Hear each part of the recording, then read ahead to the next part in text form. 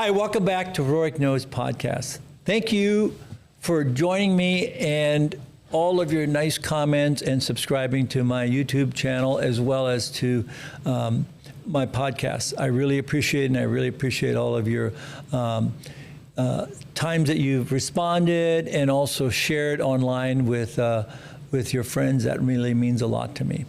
So please give us your comments on what you'd like to hear about and beyond, new topics and things that we've talked about. Today, let's talk about online reviews and what I think patients need to know when they look at online reviews. Today, online reviews are like a snapshot into someone's practice. And of course, they are something that's a byproduct of social media. So I'm going to share with you some key things that I think patients and future patients need to know about online reviews in plastic surgery, just from my own perspective. And these are 10 key concepts. And I think one of the most important things is you have to say that all reviews are not created equal. I mean that you have to look at reviews on reputable platforms. And remember, they are always one-sided, good, bad, or indifferent. And I think good sources are Google and Facebook, because these mandate that you leave a real email address that you can actually trace. And that's really important, because sometimes if they're fake reviews and they come from some unknown country and the person's never done any reviews, then you know it's not a real reviews, because so many reviews, when I look at reviews online, I mean, some of them are made up, some are bought. I mean, none of mine. Mine are all done by real patients, real reviews, real results. And I've had some patients that actually do reviews that actually aren't even my patients, but they're reviews that are put online because they are meant to not be to be harmful, and that's what you need to sort out. So just remember, they're part of the problem and part of the solution. Now remember, you can have hundreds and hundreds of reviews, and if you have fives on everybody, that just is not practical, because that'll tell you that that person's probably buying their reviews. Or if you just have all positive ones, or all negative, but all positive ones. And, one single review isn't enough. You should look at 50, 60 reviews, from all different sources, from Google to Real Self to Facebook. And I think these are all important to look at, because they give you kind of a commonality, some consistency of multiple reviews saying, the doctor provides consistent he answered my phone calls. He saw me in consultation. He saw me in follow-up. All these things should be commonalities, and the staff was great or not.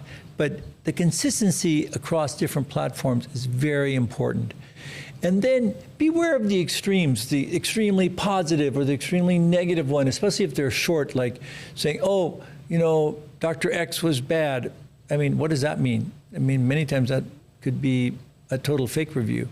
And always consider the context in which it was written, because it can be positive or negative, but you need to see what it's about. And if it doesn't go into great detail, most of the time, it's really not worthy of being part of the equation.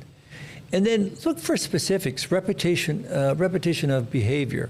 They describe the entire process. Like I have so many of my patients that describe the entire process of when they saw me, to the surgery, to the post-op care, to the follow-up.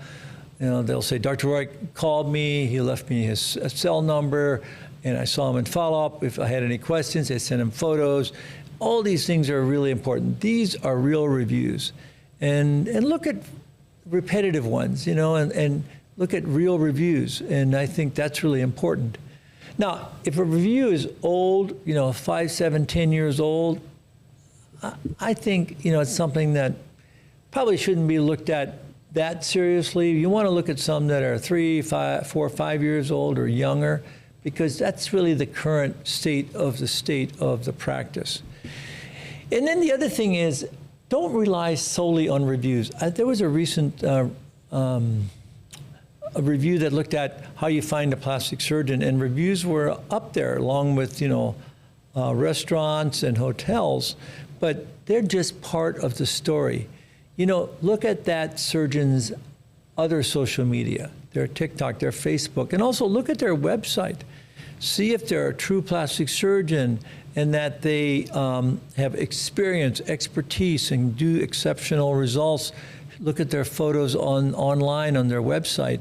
Those are that little deep dive.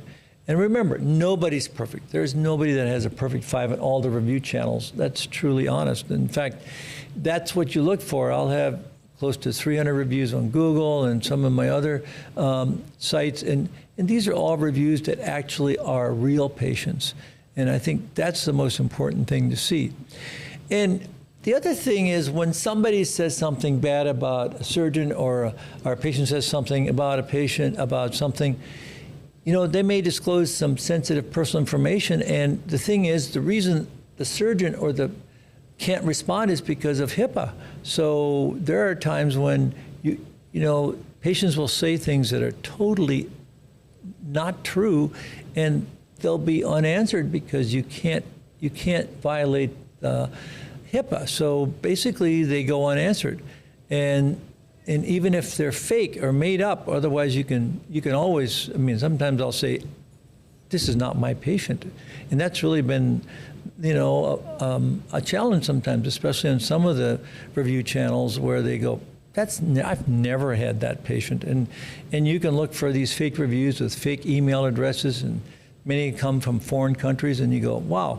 And some of them are placed by your competitors, and I've had that happen several years ago, and actually had it traced down legally and had to take action on that. So just remember, look for signs of authenticity, really explaining the process, explaining, how that physician was good or not good, and because you can really be lulled into some complacency. And plus, those looking at reviews of these people that are angry, they know that it's either fake or it's something that's really not necessarily completely true. And so the other thing is that I see a lot of is misinterpretation of medical outcomes. And I see this in rhinoplasty, because sometimes patients will say, well, my nose is still swollen. Well, if they're revision rhinoplasty and they've had 3 or 4 rhinoplasties, yes, it's going to take 2 years or longer, and the patient knows that, and they'll say, well, my nose is still swollen and it's not changing. Well, because it's probably been 3 months or 6 months since your surgery. So, it's time for you to talk to your surgeon. And that's why I always encourage my patients to call me, text me. I give them my personal email, my personal cell, so they can call me. And on the way over here, I had a patient that called me, and she, lives in another part of the U.S., and she's only 8 weeks out after her 4th rhinoplasty, and she looks great, but she has some swelling in her nasal tip. And I said, guess what? That's normal, and she actually looked great, and that's the power of FaceTime. And I'm going to see her in a couple of weeks, and I'll actually probably do some Kenalog in her supertip area, but that's normal. That's part of the normal wound healing process. Because in patients like that, it'll take 2 years or longer to see the final result. So that's really important to understand. So, but patients that are, listen to the pre and post-op care understand this, and they'll text me or call me, which I don't mind doing. My patients all have my cell.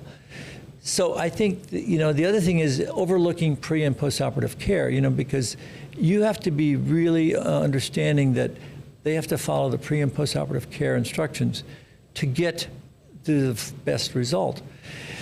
And this is especially important if there's a complication or an unsatisfactory type of result, because, we all want our patients to be happy. And the goal is, if after a certain time period, this result isn't as good as it looks, then that's called a revision, and I'm happy to do that. I'll revise it, because the goal is to make you, a patient, very happy, and that's really what you do. But you have to wait a certain amount of time, especially in In rhinoplasty, you have to wait up to a year for a primary and 2 years for a secondary. And I think that's really, really important. So hopefully these have been very helpful to have you understand how you should interpret online reviews. It's part of the solution. It's part of what you look at in finding, the best surgeon for you, and just finding someone that is very open and receptive to, constructive comments and feedback, because that's really what you want. Because the goal of any board-certified plastic surgeon who really is helping you is to have you become a better you, and also to have a good outcome.